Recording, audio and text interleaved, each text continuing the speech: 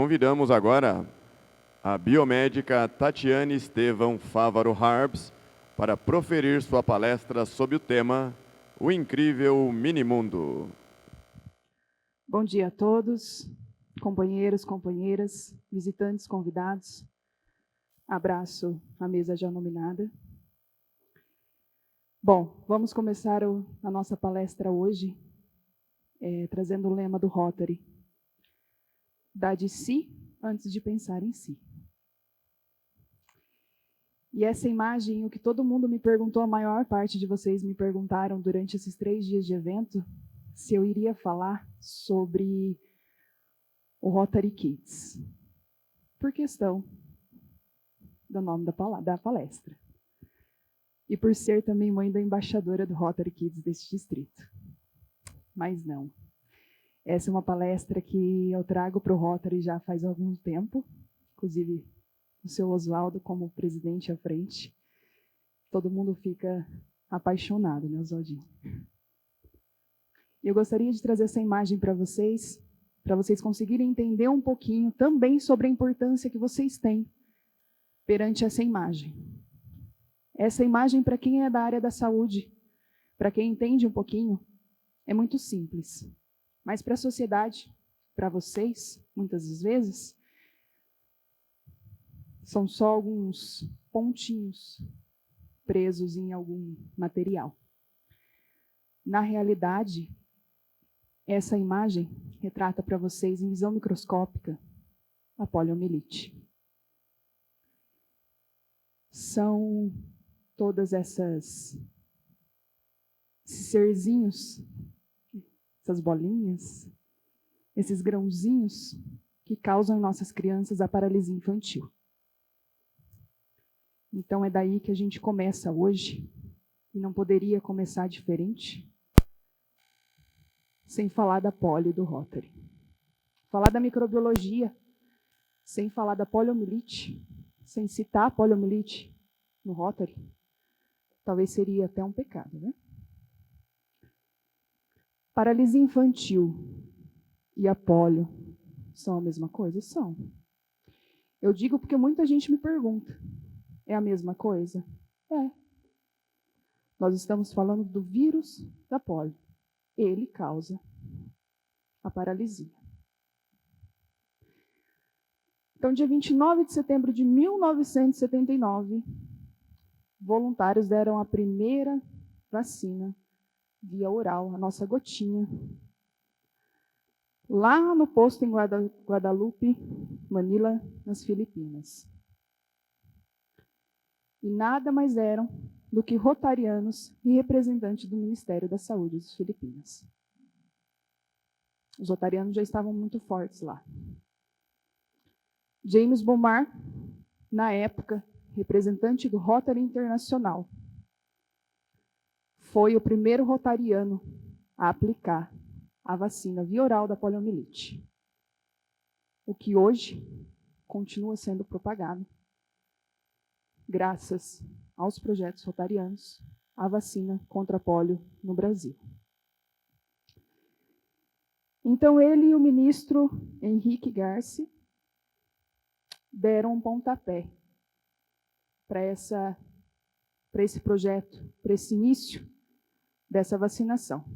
E assinaram um acordo que, desde então, eles iriam vacinar mais de 6 milhões de crianças contra a polio. Isso lá nas Filipinas, e hoje a gente sabe muito bem como esse início de projeto se propagou, né? Até então, erradicado no Brasil, mas um pouquinho mais à frente eu explico para vocês. E esse acordo ele teve de início um custo de $760 mil.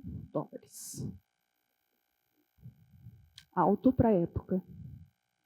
Mas eles não estavam pensando nessa questão.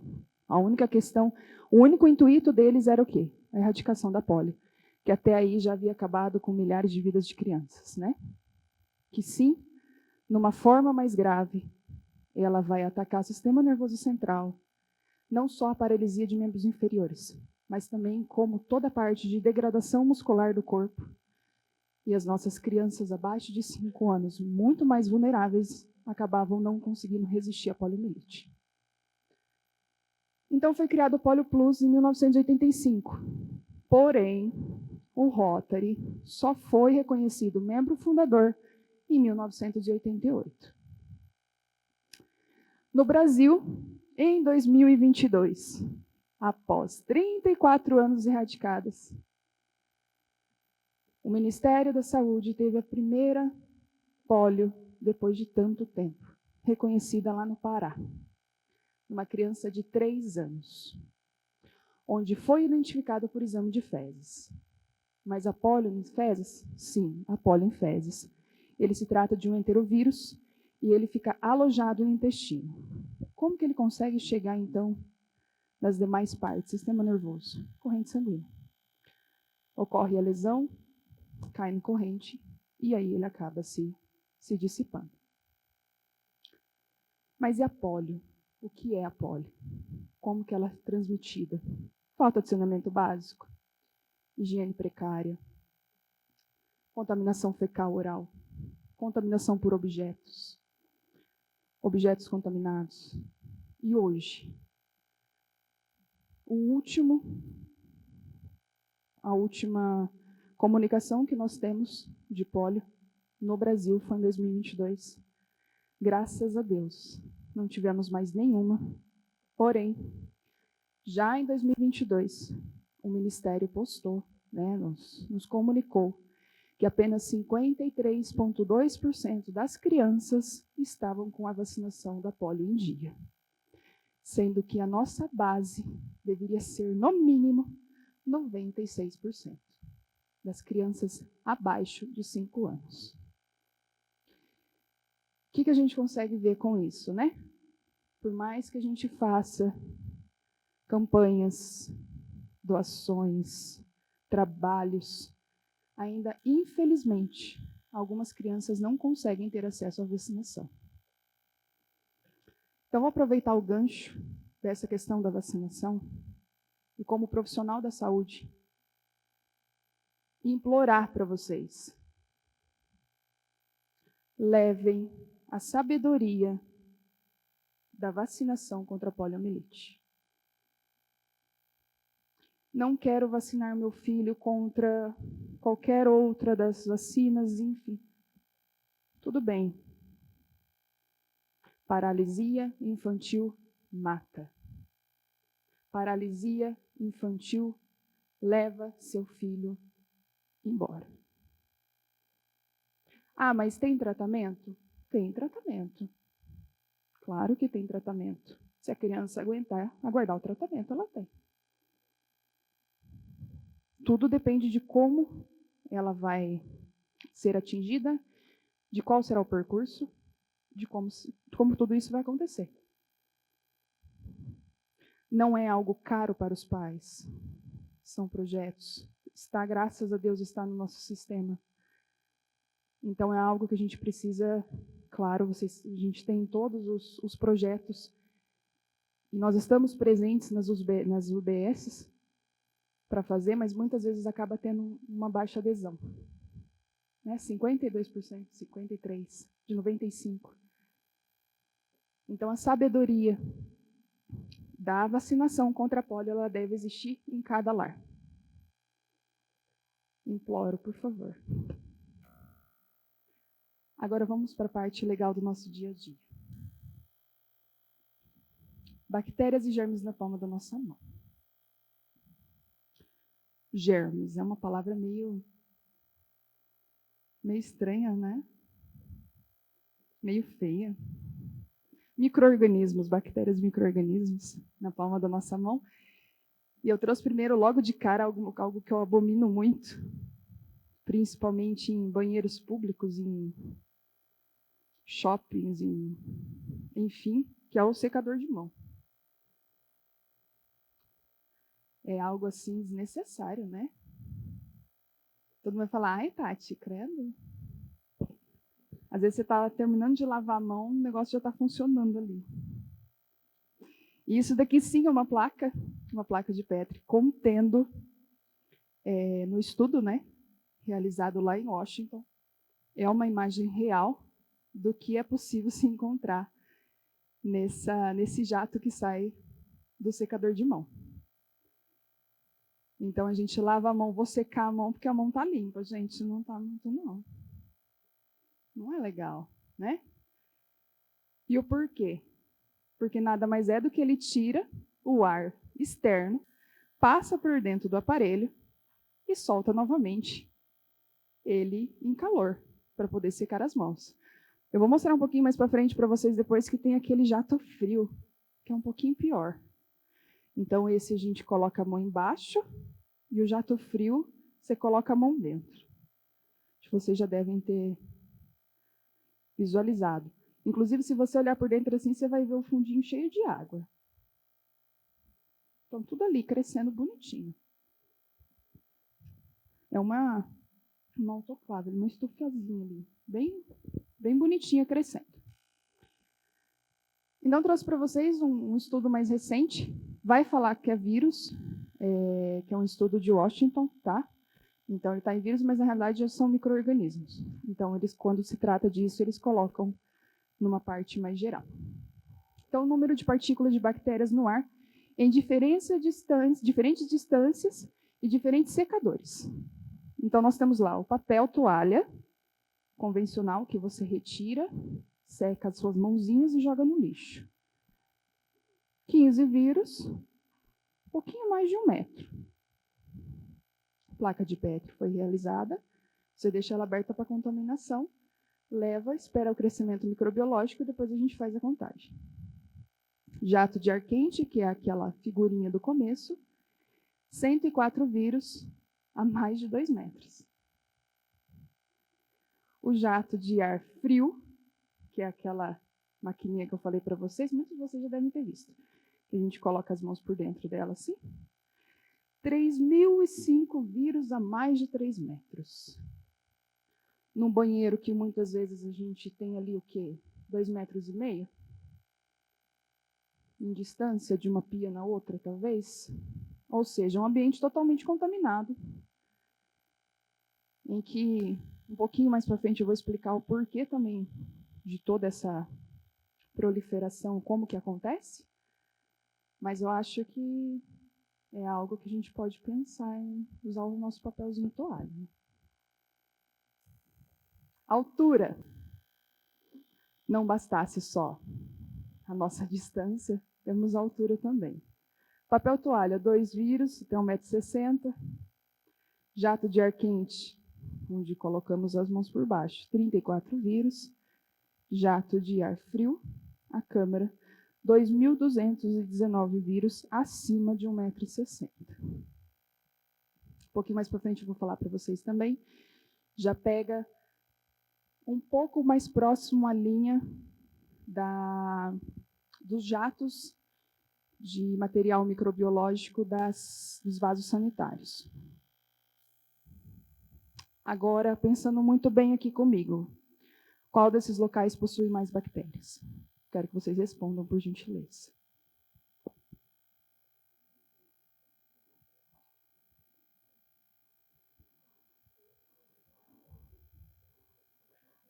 Acho que está todo mundo bem. Vai, vamos lá. Corrimão da escada, levanta a mão.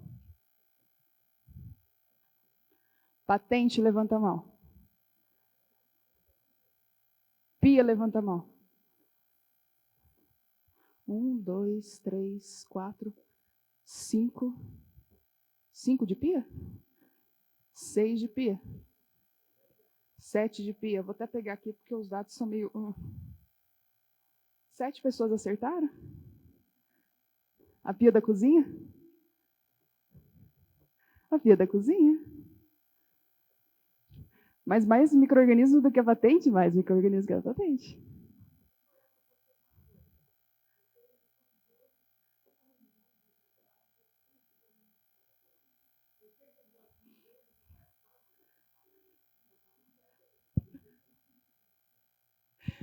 Tudo que se torna público, a gente precisa tomar um pouquinho de cuidado.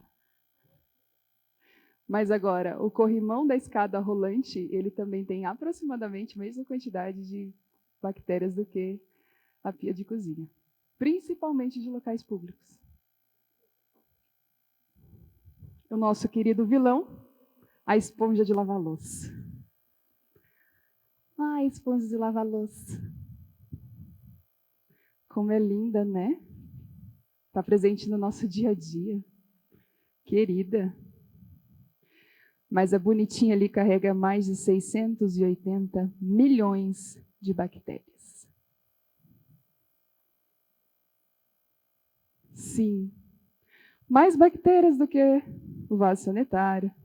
Mais bactérias do que o corrimão da nossa casa, principalmente.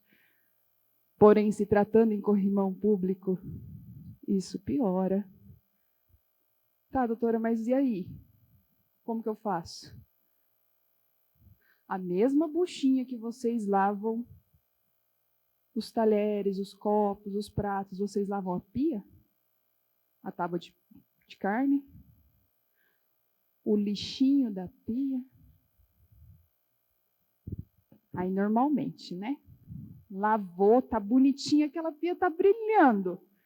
Você cata a bucha, lava, faz assim dentro da pia e bota no porta-buchinha. Aí, quando você vai tirar a buchinha do porta-buchinha, tem o que embaixo? Água.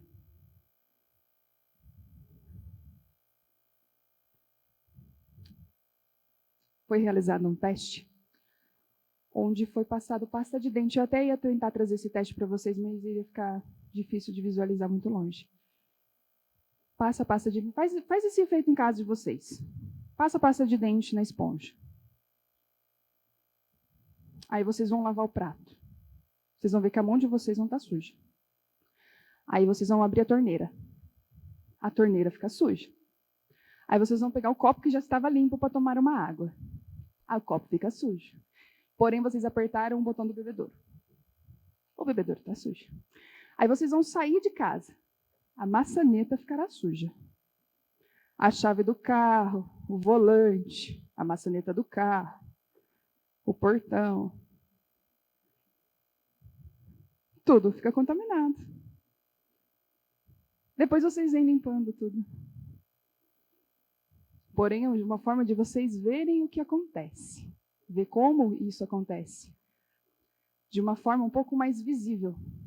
Porque aqui nós estamos tratando de 680 milhões de bactérias, sendo a maior parte dela coliformes fecais, de uma forma invisível. Só um exemplo.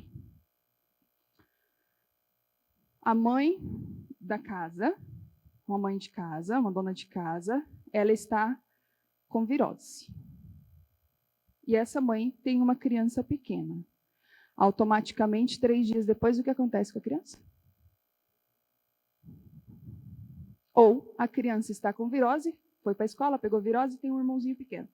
Automaticamente, o que acontece com o irmãozinho pequeno? Contaminação cruzada. É a mesma coisinha que acontece com as pessoas que insistem em lavar o frango na pia.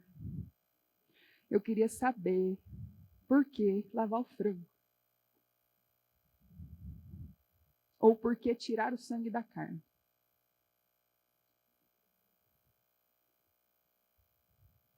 Um pouquinho mais para frente eu vou mostrar para vocês quais são as bactérias mais comuns no nosso dia a dia. E eu espero que vocês entendam de nunca mais lavar o frango, gente, por favor. Não é legal, não é bacana. Você está contaminando toda a sua pia, todo ao seu redor, todos os seus utensílios. Sendo que, vou lavar o frango, eu já escutei assim, eu lavo o frango para tirar as bactérias. Você está dando banho nas bactérias, você não está lavando. Para tirar as bactérias, você passa sabão. Você não vai lavar o frango com sabão. Não tem como. Então, é uma forma, eu sei, estou brincando, mas é uma forma da gente se atentar. Porque hoje em dia, muito nessa questão de internet da vida, mas eu vi na internet que precisa lavar o frango, que precisa lavar a carne. Não, não precisa. E é até muito anti-higiênico que isso aconteça. Uma vez em que você está espalhando toda a parte ali do frango, principalmente de salmonela, por toda a sua pia. Então, você pensa que você está no meio da sua pia lavando seu frango, dentro de 1 metro para cada lado ele está respingando. Então, tomar um pouquinho de cuidado com isso. Mesma coisa da carne. Vou tirar o sangue da carne. Primeiro que não é sangue, né, gente? É caldo. O sangue já ficou lá a hora que o boi foi abatido. E sim, há contaminação das coisas que estão ali todo ao redor dos materiais. Tá. E aí, o que eu faço com essa esponja? Ai, doutor, eu troco a esponja a cada 1 mês. Aquela esponja bonita, gordurosa, cheia de buraco. Não. Água fervendo, no fogão, bonitinha. A água ferveu, coloca a esponja, coloca vinagre ou água sanitária e deixa essa água ferver por 2 minutos com a sua esponja dentro.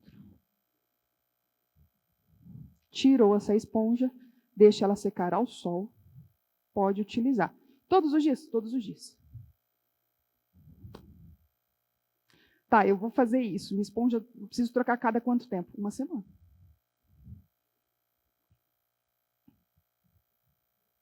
Pode, claro.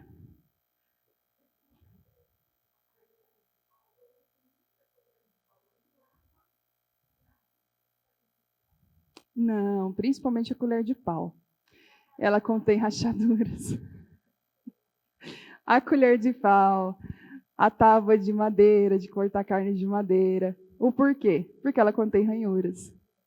A madeira, ela cede, ela contém microfragmentos. Ali é uma grande morada de crescimento microbiológico.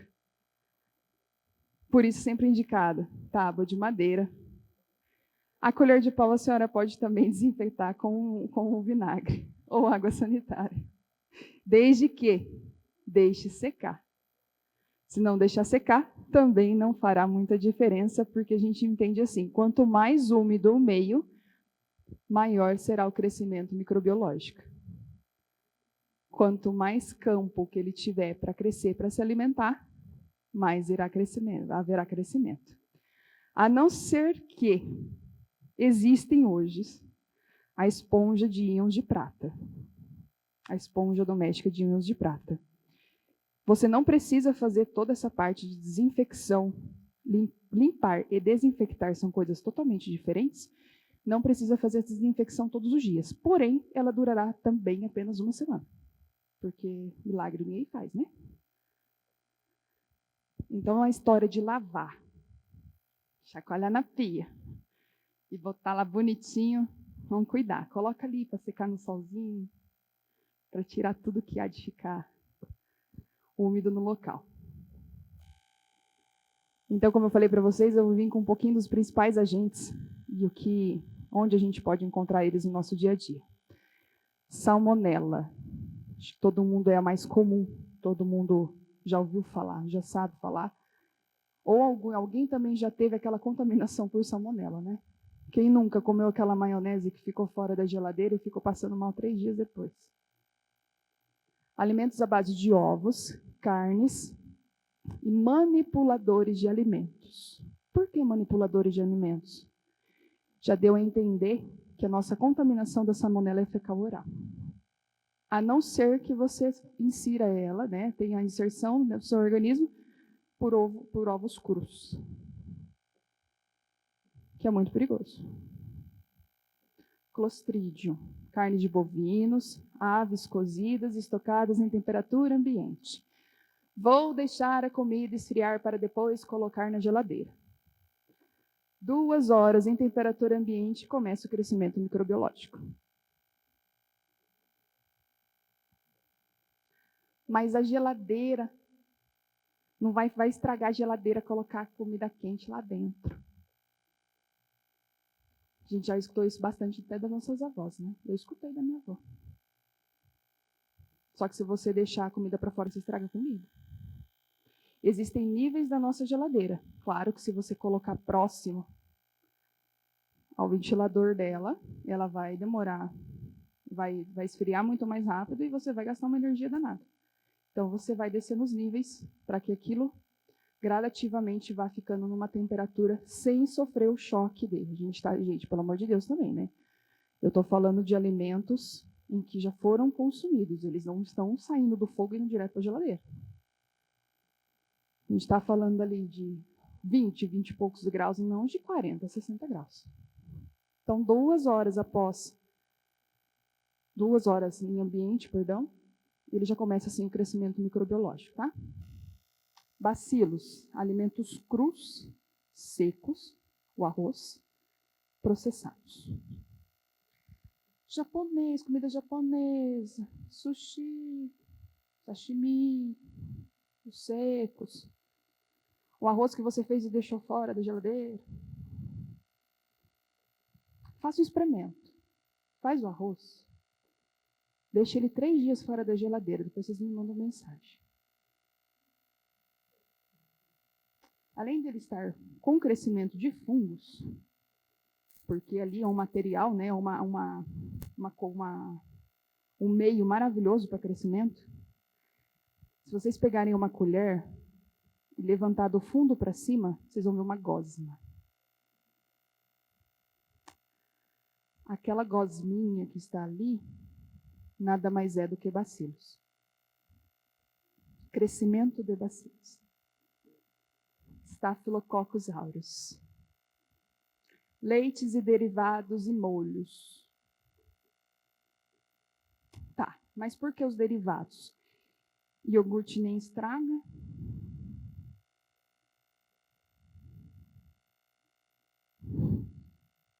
Yakult nem estraga.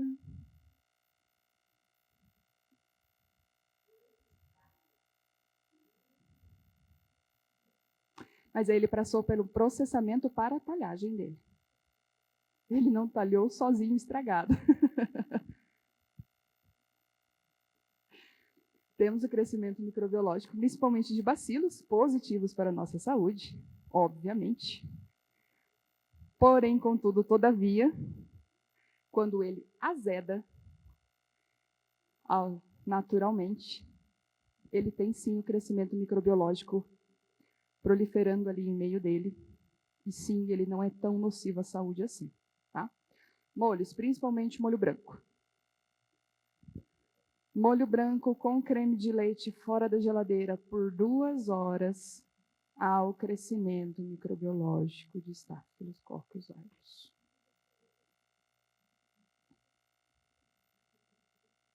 Então, o restaurante normalmente, quando você vai, né, se servir, eles estão em rechôs quentes. Aquilo ali ele vai manter a temperatura dele quente, justamente porque ele não pode ter essa oscilação de temperatura. A partir do momento que você começa a oscilar a temperatura, começa a haver o crescimento microbiológico. Por isso que os pratos quentes estão sempre com rechôs para serem aquecidos. Você não sabe se aquela maionese foi feita aquele dia, se ela está lá desde as 7 horas da manhã. Toda aquela parte que está acontecendo. Então, é um restaurante de confiança que você fala, não vou ter problema aqui. E. coli. Contaminação de água, mais uma vez fecal oral. Carne bovina já processada, verduras, sucos e fermentados. Por que verduras e sucos e fermentados? Justamente pela contaminação fecal oral. Então, a pessoa contaminada vai lavar aquela verdura. A pessoa contaminada vai fazer aquele processado. A pessoa contaminada vai fazer a comida. Sempre daí nessa questão da E. coli, contaminação fecal oral. E essa palavra fecal oral não é legal, né? Clostridium botulinum. Eu vou entrar um pouquinho também na minha segunda área, eu sou biomédica esteta, trabalho na área já fazem 8 anos, em que a mulherada adora uma palavrinha chamada Botox. Botox é nossa vida, né? Deixar tudo lisinho, tudo em pé, tudo bonitinho. É a mesma bactéria? Sim. É retirada da mesma. O Clostridium, ela tem a questão da retirada de moléculas delas do A ao F. A que nós utilizamos no Botox é a toxina botulínica tipo A. Porém, as demais são encontradas em conservas caseiras, salsichas, presuntos, patês e mel. E o botulismo infantil? Clostridio botulino. Crianças abaixo de 2 anos, não é indicada a inserção da alimentação o mel. E falando com propriedade, até porque nós temos nosso pediatra, companheiro, presente. Causa, sim, o botulismo infantil, que pode levar, sim, a criança a um quadro muito mais grave do que a gente pensa, pelo simples fato do mel. Tá? Aqui eu estou apresentando para vocês um pouquinho como que funciona a nossa parte hospitalar. Venho de uma extensão universitária em doenças infecto-contagiosas, onde trabalhei por 2 anos junto ao Hospital Universitário aqui de Londrina. E eu acho muito interessante mostrar essa imagem, porque muita gente não sabe como funciona. Então, quando o médico pede lá para vocês, eu vou pedir um exemplo, um exame de urina com antibiograma. Ou então a pessoa está internada, vou pedir um exame de sangue com antibiograma. Quando chega para o médico já sabe qual antibiótico é resistente, qual antibiótico é sensível àquela sua patologia. Por onde? Pelo antibiograma que os profissionais do laboratório aplicaram. Farmacêuticos, biomédicos, biofármacos.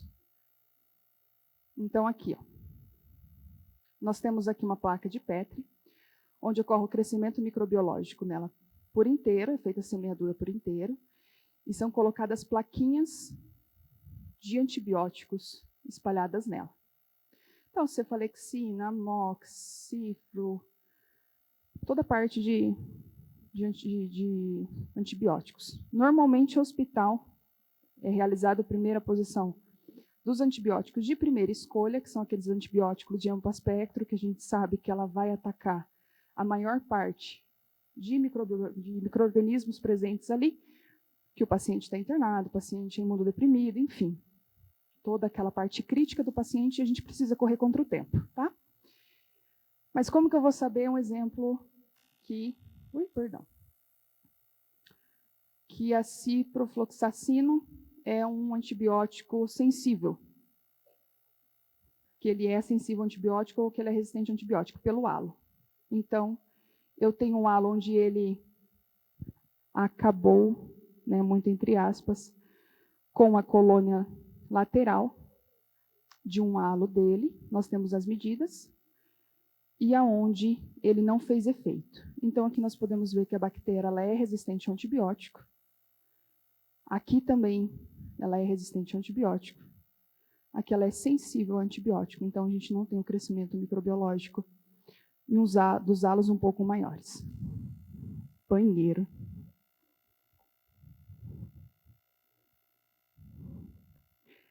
Mas espera aí, a cozinha que não era a pia, que não era a mais contaminada? Mas lembre-se que ela é contaminada na maior parte de coliformes fecais. Quantos de vocês dá descarga com a patente aberta? Pode levantar a mão sem medo. Eu só estou vendo os homens com a mãozinha baixada. Vocês não me enganam, não. Vamos.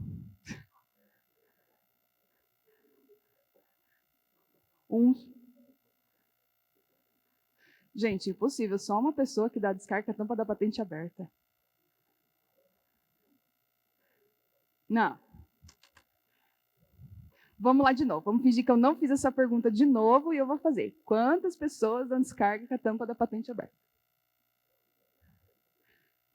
Já tivemos uma evolução. Muito obrigada. Não adianta vocês me enganar. Aqui, ó.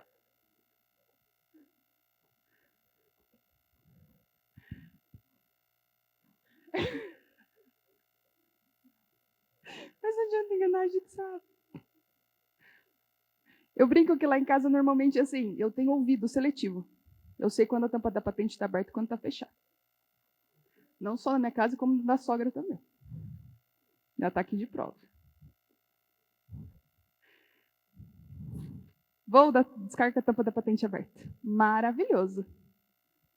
Coliformes fecais, eles sobem até 2 metros do seu banheiro e circulam por 2 horas. Toalha de banho, toalha de rosto, escova de dente, escova de cabelo, maçaneta, pia, torneira, tudo contaminado. Toda a galera ali, legal, no seu ritmo. É aí que você vai sair, que você já lavou suas mãos, você vai pegar na maçaneta, que você vai abrir sua porta e você vai lavar sua louça.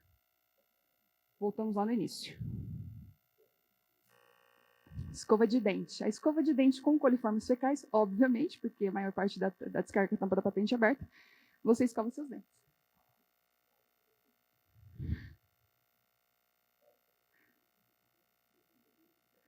Mas eu não coloquei escova de dente na patente. Mas eu dei descarga a tampa da patente aberta. E como é que eu vou fazer? Clorexidina 0,12%. Usou escova de dente. Ah, mas a pasta de dente ela tem cloro, ela vai matar bactéria.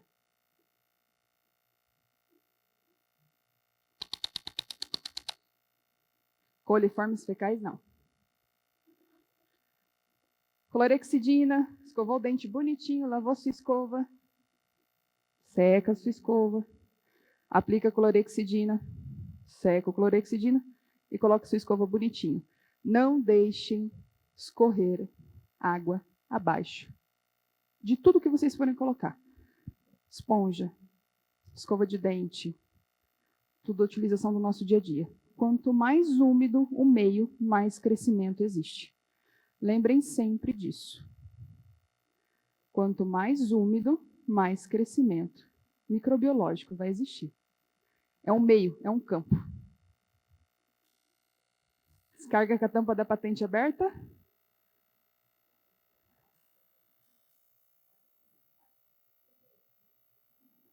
Não, né?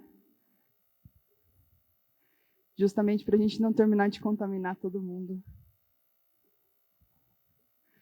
Bom, foi um pouquinho, algumas partes bem interessantes que eu trouxe para vocês. Então, só para não prolongar muito, me deixo à disposição para dúvidas, para conversar com vocês, mais próximo a vocês. Como biomédica, eu gostaria de agradecer. Muito obrigada pela atenção de todos, muito obrigada à mesa, muito obrigada pela oportunidade da palestra.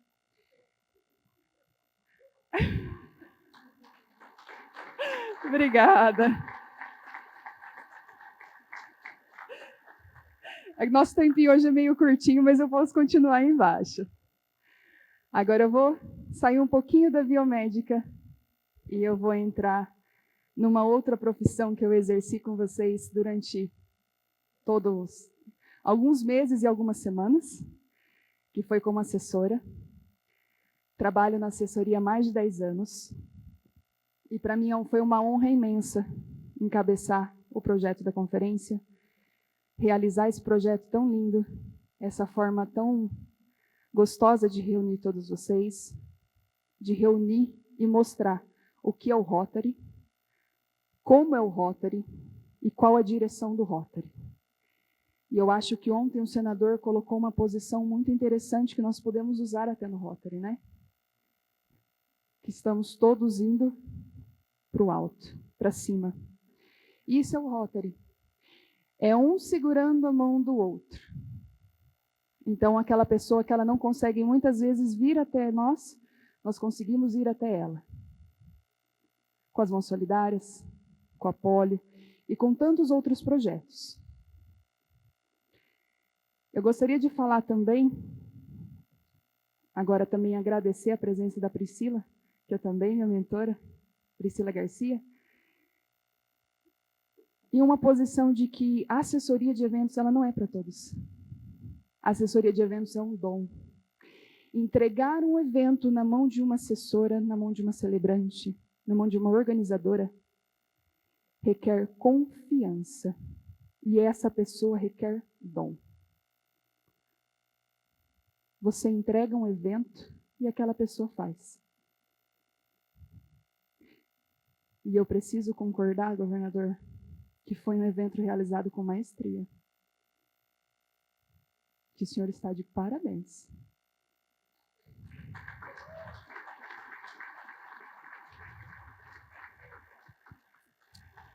Estaremos sempre postos para vocês. Eu deixo o meu muito obrigado novamente. Governador, último dia de conferência, passo a palavra e que será fechada com muita honra. Parabéns mais uma vez. Muito obrigada.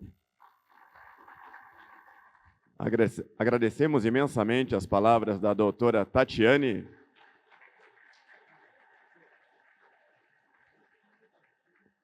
E convidamos a representante do presidente de Rotary Internacional, Maria Vital da Rocha, para fazer a entrega de uma placa de reconhecimento à palestrante Tatiane Harbs.